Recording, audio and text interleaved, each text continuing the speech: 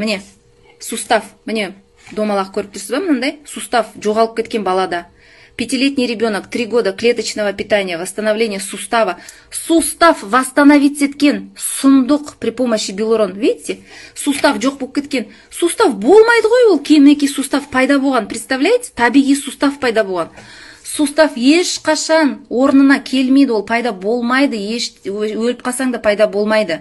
Уже протез қою керек. А мына жерде он от природы восстановился. Это вообще...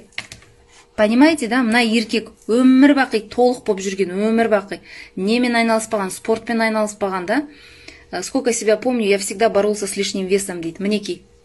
Мне қандай болған. Но однажды я попробовал концепцию здоровья от Кораллового клуба. Міне, бәрінің инстаграмдары бар. Енді мен сендерге вообще бір сұмдық нәрсені көрсетем қазір. Мына елді көрдіңіздер ма? Мына елді жақсы көріп түстір ма? Енді қараңыздар. Из бабушки в девушку. Міне.